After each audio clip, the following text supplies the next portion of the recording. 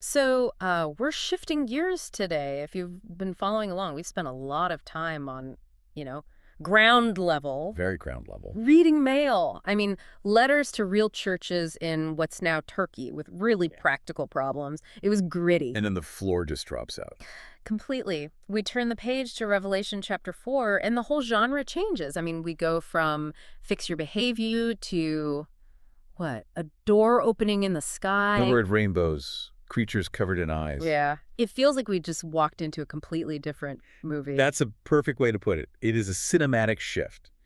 But the source material we're looking at today makes a really crucial point right away. This isn't just some, trippy vision. Right. It's not random. It's actually a very structured, not even a political argument about power. Political. That's not the first word I'd associate with this chapter. I usually think worship or, heaven.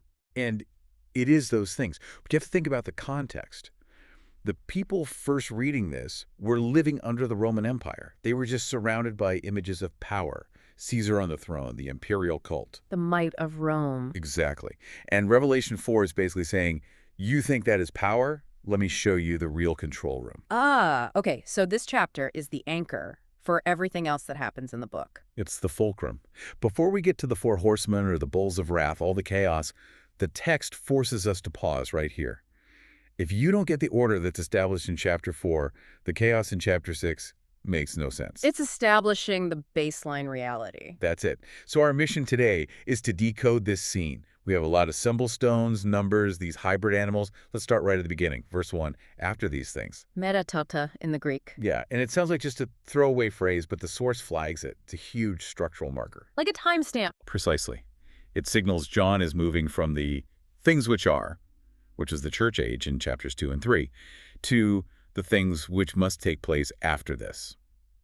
We're looking into the future now. And boom, he sees a door. And the source makes a point here. This isn't a metaphor for, insight. No. It's an actual door standing open in heaven. Right. He's being granted access to a dimension that's usually hidden, and then he hears the voice. The description is very specific, like a trumpet. See, my first thought is an alarm clock, something, jarring that wakes you up. It is jarring, but think. More regal. In the Old Testament, trumpets meant either worship or war. It's a summons. And the source identifies this voice as the same one from chapter 1. The risen Christ. Yes. It represents absolute clarity. When this voice speaks, you don't have to ask, what did he say? And the command is, come up here. I have to ask this because I know people are thinking it. We're talking about being called up to heaven before things get bad. Is this the rapture? That is the big question, isn't it? Especially in popular culture. Mm. But our source material is very disciplined here.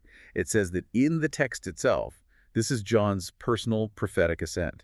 So it's an invitation for him, the prophet, to get a briefing. That's a great way to put it. Think of Ezekiel or Isaiah. They were taken in the spirit to see things from God's point of view. John's being called up to the executive suite. Okay, so he's there. Verse 2, he's immediately in the spirit. And the very first thing he sees isn't his loved ones. It isn't streets of gold. It's a throne. Just the throne. And that is the center of gravity for the whole book. The word throne appears, over 40 times in Revelation? Yeah. Before he even describes who's on it, he establishes the furniture. It's all about rule, sovereignty. It sets the tone. Everything that follows, even the scary stuff, flows from the center. It's not chaos, it's administration. Precisely. Now look at how he describes the one on the throne. This is fascinating. He doesn't describe a face or a body. He describes light, gemstones, a jasper, and a sardius stone. We have to unpack those. The ancient jasper wasn't our opaque stone. The source describes it as crystal clear, probably what we'd call a diamond. Just brilliant, blinding purity. And the sardius. Deep red, fiery. Yeah. Like a blood red stone. So you've got this white light and red fire, purity and judgment. Glory and justice. And here's a deep cut. These two stones, jasper and sardius, were the first and last stones on the high priest's breastplate in Exodus. Oh, that's really interesting. So it connects this throne to the priesthood. Exactly. It suggests the one on the throne is both king and ultimate priest. But, if you just had blinding purity and fiery judgment, that would be terrifying. Yeah, nobody could stand before that, which makes the next detail so important. The rainbow. Verse 3, a rainbow around the throne. But it's not a normal one. It was in appearance like an emerald. It's green. A green rainbow. So symbolism 101, what's a rainbow in the Bible? The covenant with Noah, God's promise not to destroy the world again with a flood. It's mercy. It's mercy restraining judgment. Right. And green is life, growth, vitality. So picture this. You have this terrifying, fiery red throne of judgment. And it is completely encircled by a cooling green rainbow of mercy. That's the thesis of the whole vision. God's faithfulness surrounds his justice. The judgment is real. The red fire is right there, but it's bounded by mercy. That is a really helpful visual. It frames everything else. Even when the judgments start later, they're happening inside that circle of the rainbow. Exactly. Yeah. Okay, so we have the throne. Now let's look at the entourage. Verse 4, 24 other thrones, and on them, 24 elders. Now, who are these guys? This is one of those big debate questions. It is. Angels. Yeah. Humans. The source takes a pretty firm stance that they represent humanity, and the math supports it. Number 12. Right. 12 tribes of Israel, 12 apostles of the church. So 12 plus 12 is 24. It's a unified picture of God's people through all of history. Exactly. They represent us, the redeemed, and the clue is what they're wearing. White robes, purity, and gold crowns. And I want to double-click on those crowns, because the Greek word here, it's specific, isn't it? It really is. The word is stephanos. In Greek, you have two words for crown. Diadema is a royal crown. You're born a king, you wear a diadema. Okay. But a stephanos, that's a victor's crown. Like an Olympic athlete gets. A Yeah. laurel wreath. Exactly. It's a reward for winning a race or a battle. So these elders aren't wearing crowns of inherent royalty. They're wearing crowns of reward. They're overcomers. They finished the race. Which would distinguish them from angels. Spot on. So we have the elders, but the atmosphere. Verse 5 says, from the throne proceeded lightnings, thunderings, and voices. This is not a quiet chapel. No. It's intense. It sounds like Mount Sinai in Exodus. It is. It's loud. It's terrifying. It's a reminder that the one on the throne is dangerous. And right in front of this throne, there are 7 lamps of fire. The 7 spirits of God. Does that mean 7 Holy Spirits? No, and that's a common confusion. 7 in Revelation almost always means completeness or fullness. It's reference to Isaiah 11, the sevenfold nature of the Spirit, wisdom, understanding, might, and so on. It's the Holy Spirit in his absolute fullness. Okay.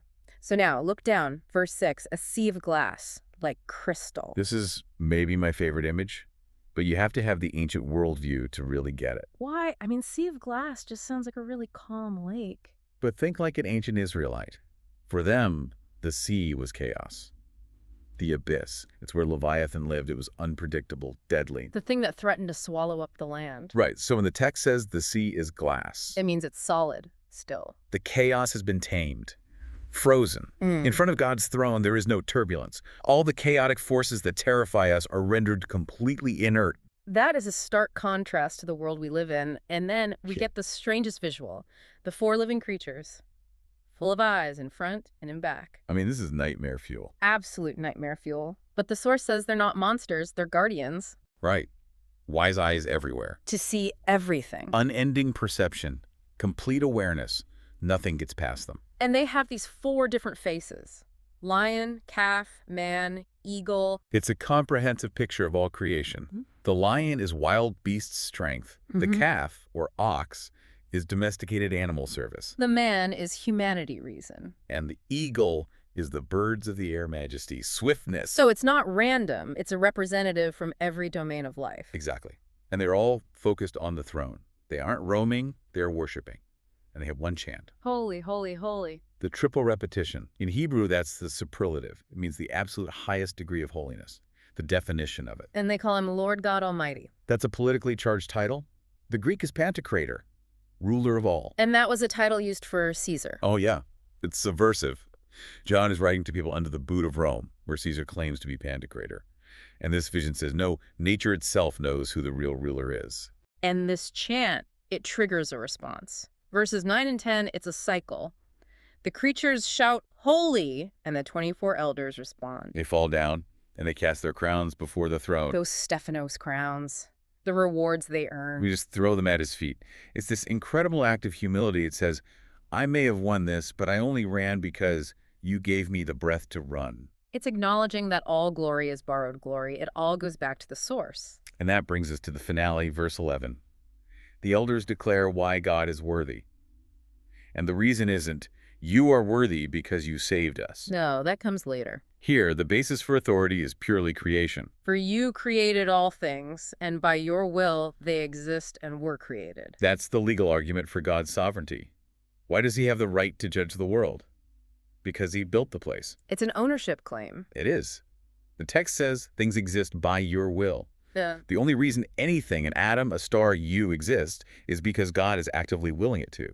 So, to zoom out, John walks through a door, he sees the control room, he sees the colors of judgment and purity wrapped in mercy, he sees representatives of humanity and nature all focused on that one central point. And the message is just overwhelming. Order rules over chaos. And that's a real takeaway here. Right. Before Revelation gets into all the earthly chaos, the wars, the famine, it anchors you. It says, look here first. It establishes that no matter what's happening down there, up here, the throne is occupied, the lightning is under control, the sea is glass. And that's where I want to leave you today, with that image of the sea of glass. We live in a world that feels like the opposite of glass. It's a churning, dark, unpredictable ocean. Constant turbulence. But the source material highlights that stillness. So here's the thought. If the very center of the universe, the place all power comes from, is defined by a crystal clear stillness, what does that imply about all the anxiety we carry? It suggests that the chaos is temporary, the stillness is eternal.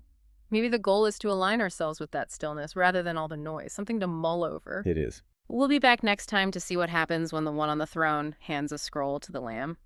That's when the plot really kicks in. You won't want to miss Chapter 5. It's the perfect sequel. Thanks for listening to this deep dive. We'll see you then.